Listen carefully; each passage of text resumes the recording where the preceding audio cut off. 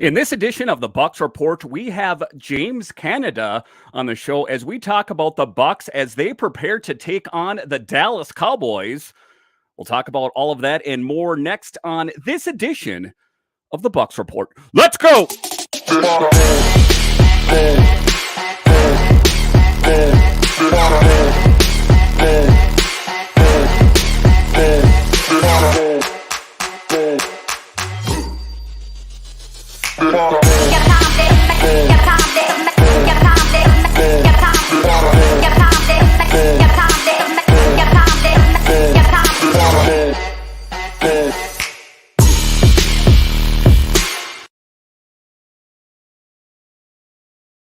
Well, hello and welcome into this edition of the Bucs Report. I'm so glad you decided to join me today. As always, this podcast is free and available on all the major platforms. You can find it on the Bucs Report. Just check it out online, bucsreport.com. You can find it on YouTube. Just search for the Bucs Report. And of course, this podcast is also available wherever you find your audio podcasts. In this edition of the Bucs Report, we are happy to say that we have James Canada on the show. James, welcome to the show. Hey, Dan, thanks for having me. So there is we're going into game one here of the postseason with Tampa Bay going into the playoffs against the Cowboys. It's a bit of an interesting position for the Buccaneers as they won the NFC South with a losing record. A lot has been spoke of. I listened to Rick Stroud's podcast this morning, and things have been said about Todd Bowles if he was the right coach for the job. And their consensus is what is everyone talking about? They won the NFC South. They're a good team. They couldn't be a bad team if they won the NFC South, but they're the only team in the NFL right now with a losing record as clinching the NFC South. What is your thoughts on the Bucs season so far? I mean, we're going to keep it 100% honest. This was not the season that anyone anticipated, especially when Tom Brady made his announcement that he was returning to the Tampa Bay Buccaneers. And we all had high hopes, high expectations. Looking at the way that divisional game went the year prior against the Rams, you thought, you know what, this is it. We're going to come back. We're going to repeat what we did 2 years ago. We're going to get back to the Super Bowl. And it was anything but that. I was surprised, but at the same time, with the amount of injuries that amounted the way they did, free agency hitting the way it did as well, it's the NFL. You have to always expect the unexpected. And I think for the announcement to be made the way it was, Todd Bowles taking the job the way he did, still never even had a chance to hire a defensive coordinator. I think it was just a lot of unfamiliar and just weird circumstances going into this season. Yeah, I mean, taking a look at it and what I had heard on it too is they didn't really give him the option, like you were talking about, to go out and name other coaches on his staff. They're like, well, you're the head coach and this is what you have to work with. It is a bit of an interesting position, that this is ostensibly the last season of Tom Brady for the Buccaneers and perhaps the NFL. Did they do the right thing by going with Todd Bowles, a bit of an unproven commodity? I know that he had 3 years as a head coach with the Jets, but if your job is to be the head coach of the GOAT, wouldn't you have wanted to go out and go for more of a quote-unquote sure thing? But there's no sure thing in the NFL, and we've seen that with all the transitions of coaches that are left from team to team. I just think, in all honesty, the way it was so abrupt and quick, I don't think they had time because, I mean, if you think about it, we're that close to training camp, not training camp, but OTAs, different things happening, drafts. I don't think they had the time to do the homework to research to get the coach that may have been more formidable to come in and handle a Tom Brady. You had Bruce Arians there. Todd Bowles got, his Arians' blessing and stamp of approval. And I think that's what Jason Light went with. You know what I mean? I just don't think the timing was just off. So, and to me, I ask you this, I asked everybody this question, Dan, on my show and on a couple other shows I've been on. If Todd Bowles was 12-4 coming into this game, we're not even having a conversation about him being the right coach. But it's a sub 500 team going into the playoffs, been inconsistent all year long. The blame has to fall and has to lie on someone. And in anything, the head coach, I believe, is always the easiest person to blame because, you're running the show from the top down. It falls under your leadership and your tutelage. So, I mean, I'm not saying that it's unfair complaints or criticism of Todd Bowles, But it's a fine line. It's a happy medium because with the injuries that the Buccaneers suffer, especially at the offensive line position, Brady having to throw the ball a lot faster than he probably really wants to, but he's good at getting it out quick. It just hasn't let that offense develop into what it was 2 years ago when they won the Super Bowl. Yeah, and I think a lot of it is the expectation that the Buccaneers are supposed to have, just the most amazing record or undefeated because Tom Brady is at the helm. And if you take a look at it, the Bucs end the season 8-9, and this is Brady's first losing record since he's been the number one QB on a team. It's Wow. got to be kind of a bit bitter pill for him to swallow as well. I think the expectation for him is high that he must do great all the time. And to your point there, they have suffered a myriad of injuries, but it's kind of unfair to put that pressure squarely on Tom Brady that he must achieve these great things every time, every season. Right. But it is an interesting position for the Buccaneers to be in that they have a losing record with Tom Brady at the helm. What were your thoughts on Tom Brady's season overall? For the first time in a long time, or actually, let me rewind that. For the first time ever, I thought that Tom Brady showed his age a little bit. And I was just like, I always tell everyone, and I would get into arguments with Brady haters all the time. Brady's fine. I know he's older, no big deal. But I saw some throws and some play this year. I was like, dang, Father Time looks like it's finally catching up with Tom just a little bit. But for the lack of a running game and the inconsistency of wide receiver early on, because we knew Godwin was going to take a while to get back to 100% coming off the ACL. Julio Jones couldn't stay healthy after week 1. Mike Evans was a little bit inconsistent. Russell Gage was hurt. So for the targets he had, the line he had protecting, I think Brady did what he could do and he did it fine. He's still better than half the quarterbacks in the NFL, even in a state where he looks like a 40-something-year-old quarterback right now.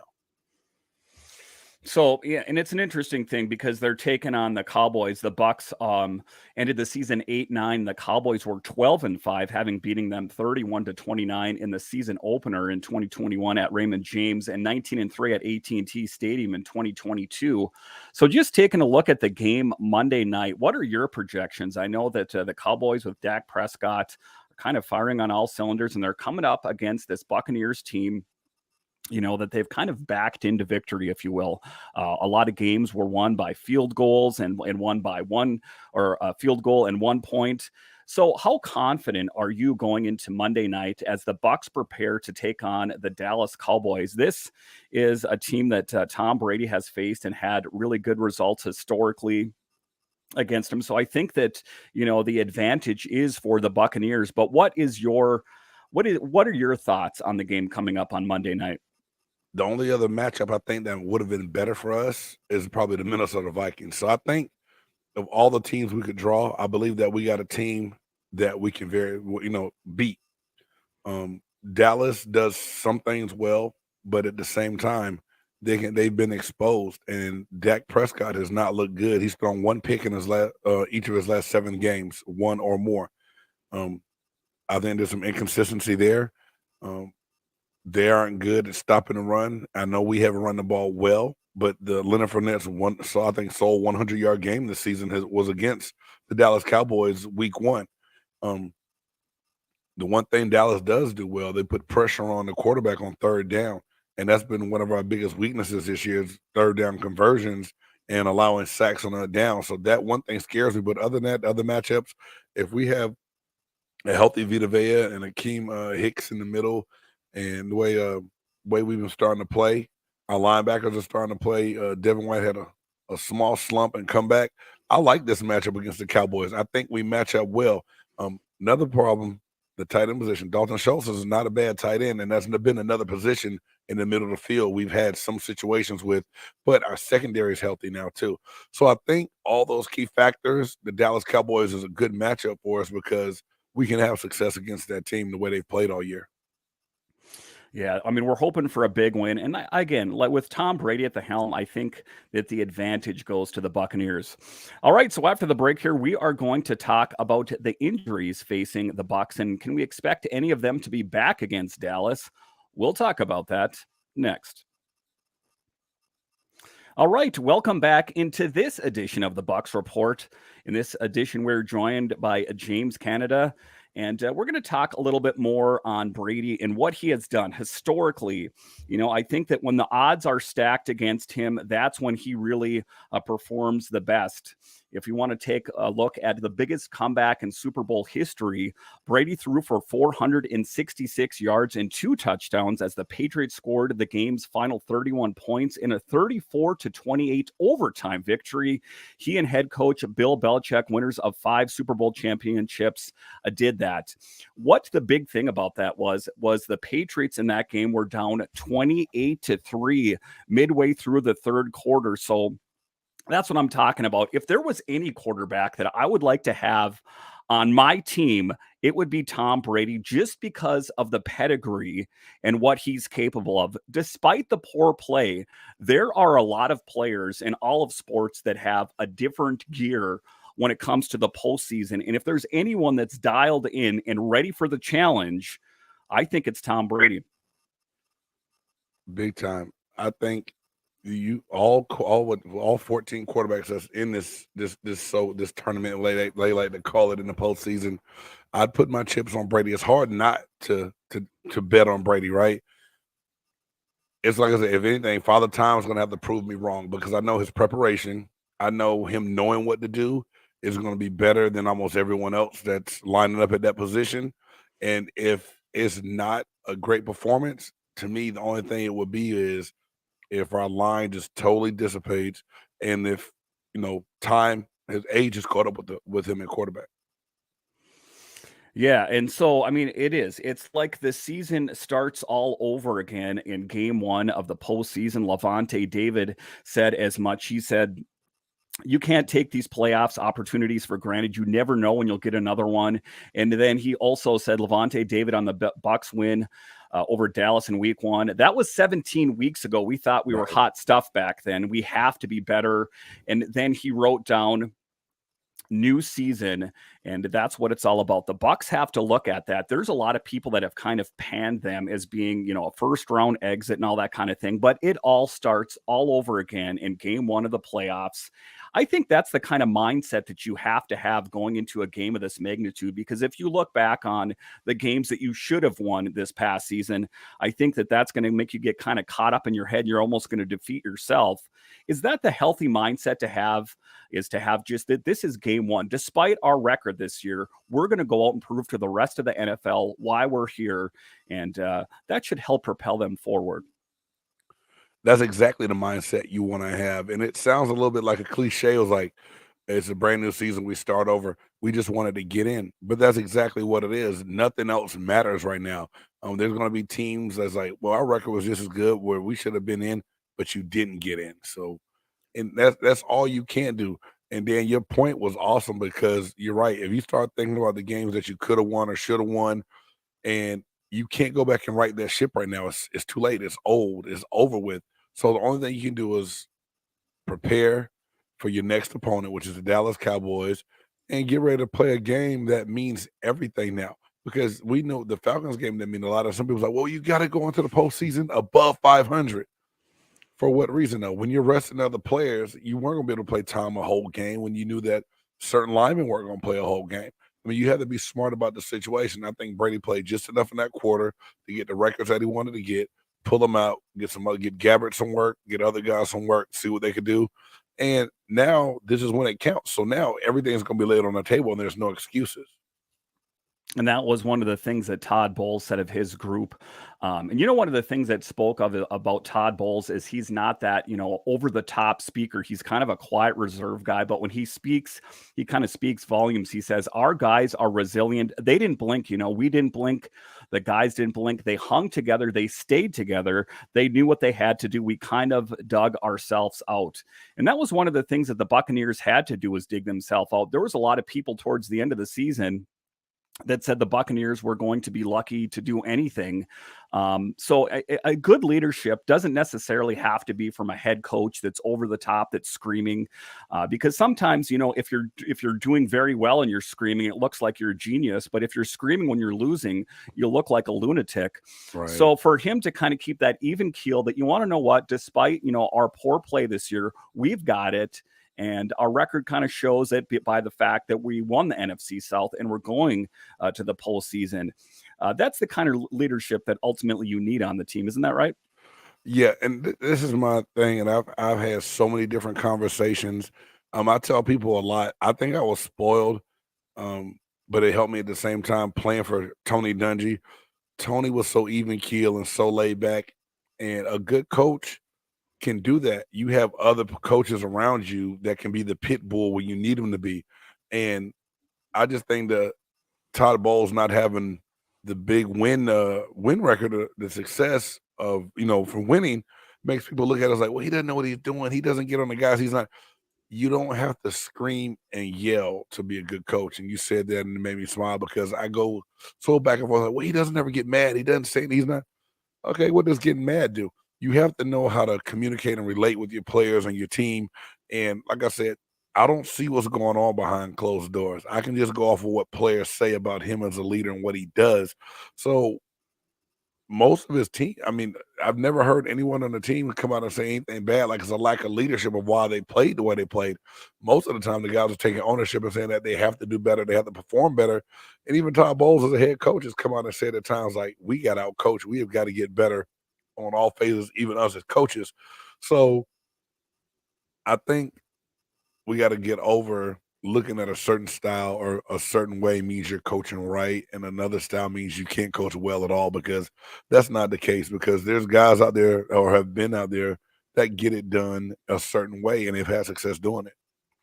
Yeah, and I guess that's one of the things that I respect about him more than anything is the fact that he's not throwing the clipboard around. He's not screaming at players.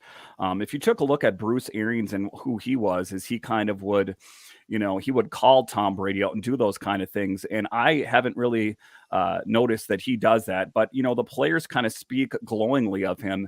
And if he was as poor of a coach as a lot of the people outside of the organization think he is, you think you'd start to hear those comments kind of trickle in from the players themselves. But they all speak so highly of him. Yeah, I think there would have been, and we know how it is nowadays, and even before.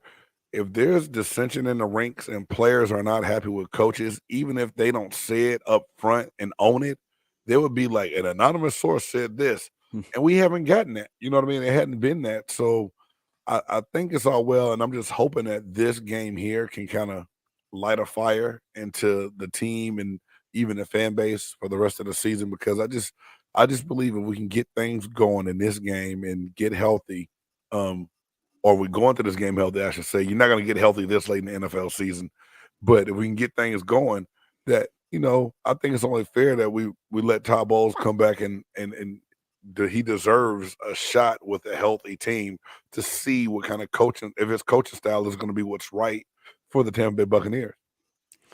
All right. So after the break here, we will talk about what do the Buccaneers have to do to win on Monday. We'll talk about that next.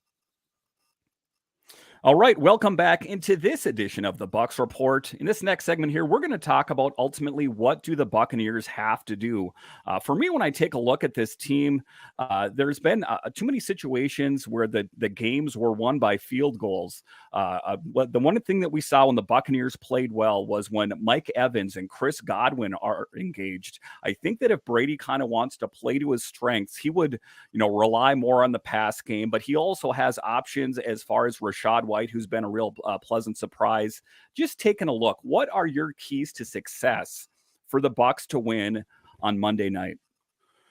Dan, I used to always come out and do a 3 key to success short for my podcast, and I couldn't really put a list together like I normally do. But the one key thing I said, that the team that protects the ball is going to win this game. So I just honestly believe that controlling the ball, protecting the ball is going to be big, and then also third down efficiency. That's, like I said, we've had a deficit at third down all year long. If we can convert those third downs and keep our offense on the field, we'll have success and we'll win the game. Because I believe that Dallas can't beat us running the ball because they won't be patient enough. So I think slowing up the run, protecting time, and converting third downs are going to be keys to our success in this game this weekend. And one of the players that would definitely help, and I don't want to put too much pressure, and I think there's a lot of pressure being put on him, but Tom Brady was talking about the critical the center position is. Ryan Jensen is trying to make it back from the injured reserved Robert Hainsey and Nick Leverett, both dealing with injuries. Now, you take a look at Ryan Jensen, who hasn't taken any action this entire season. He got injured in the preseason. Right. That is a very key position to kind of be up in the air about. What are your thoughts about the center position, and what kind of role can Ryan Jensen play? Can he be enough to help push this Bucs team forward, considering the possible injuries to Leverett and Hainsey? I really believe that the center position is the most important position on the offensive line. Like I said this on another show earlier this week, a lot of people always talk about that left tackle position, that blind side position, but your center is the leader, the focal point, the communicator of the offensive line. And the one thing we know about Jensen is if he's on the field, that means he's well enough to play. I don't think that he risked it going out there. And I won't say even 100%, 85% Ryan Jensen is better than a lot of 100% centers in all, in the NFL. And if he is healthy enough to take the field, it helps a lot. Now, I know there was a lot of questions about Hainsey coming into the season, and I know me personally, I was like, a 6'7" center, that's a big guy. It's going to be hard for him. But he held his own. I mean, a few games early on, but he had a good run at center. And even before he got banged up, I was like, Jensen's even been able to play guard before.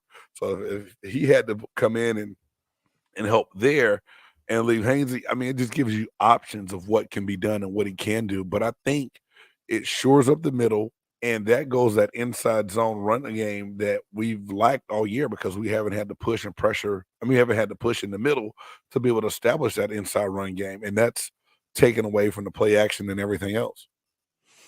And one of the comments that they said, Byron Leftwich was saying, this is the healthiest we have been since OTAs. So I guess the Bucs are in a good position. Good news for the Bucs. Donovan Smith, of course, who plays a huge role on this team.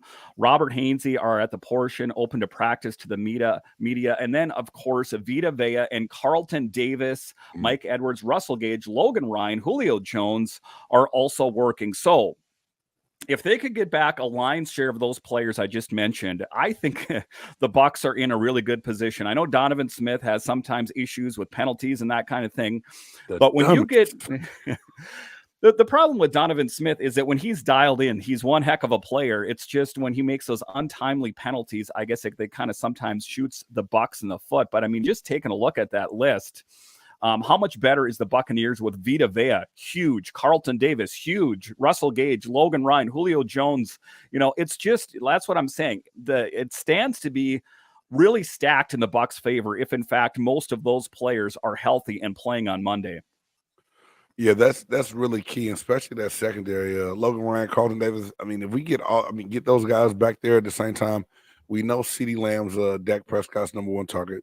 Dalton Schultz is number two.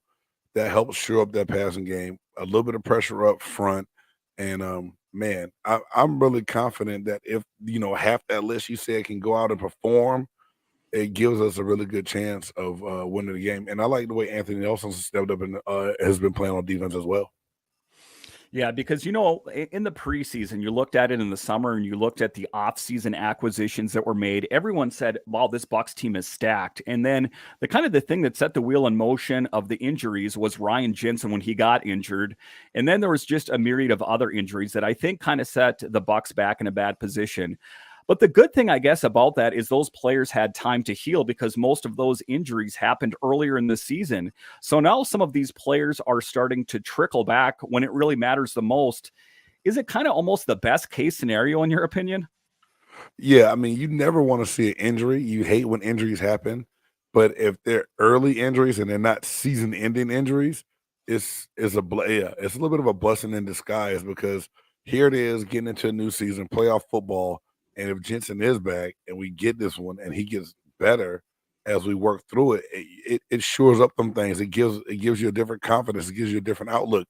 And every guy on that team is going to feed off of those guys being back. And it's not a slap in the face to the guys that had to step in and play while they were out. But, he's a Pro Bowl center for a reason, right? So you get those Pro Bowl pieces back, it makes you feel a lot better about the situation at hand. So I'm going to ask you what your opinion is. Who do you think is going to win on Monday? I think the Bucs have it within them to pull off the win. I really do. I think that this team, especially their leadership, if you take a look at Evans and Godwin and Brady and all the pieces that are out on the field, that's one hell of a team out there. You got to admit, obviously they didn't get the result that they wanted to in a lot of games this season, but I think that they do have what it takes. I've never been really into picking the score at the end of the game because that's just kind of throwing a dart at the wall and hoping you get it. What are your thoughts about who is just going to win the game, period? Dan, early on, I tried to avoid this question because I'm like you. I feel like, and sometimes I'm superstitious. If I pick it's going to be a jinx, but just, really looking at it, looking how we were playing prior to the Falcons game, getting a little bit better, getting the wins that we needed to win to assure that we win the division, and the way the Dallas Cowboys have been playing, I think that Tampa's going to win the game. I really do. I mean, and I've kicked it around a couple of different times because so many different times this year, when you think that we have it, we have it figured out, things are going to get better. You see something in the game like, oh my God, I can't believe we just got worse in this situation. But I don't feel like that this time. I have a pretty good feeling about it. I think that we're going to be fine. The game's at home. And I think the home field advantage is going to help us out, and I think we're going to win this game. And that's what we can all hope for, is just hope for a big win, and then it's on to the next one. You don't want to look too far down the football field, or who are we going to play a game or two from now? They need to concentrate on the task at hand, and that is beating the Cowboys.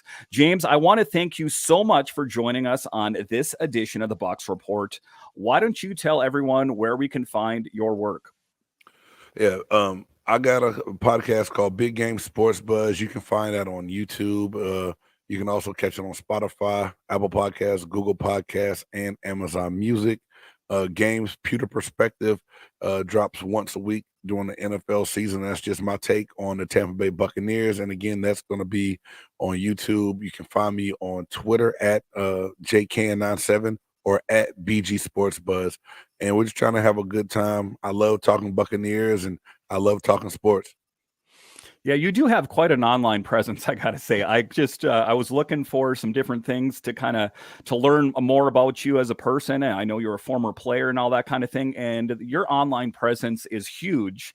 And I've checked out to some of your podcasts and that kind of thing that you've done. Just real informative about the Bucs and football in general. But James, once again, I want to thank you for joining us on this edition of the Bucs Report. And I'll talk to you again next time. Thank you, sir.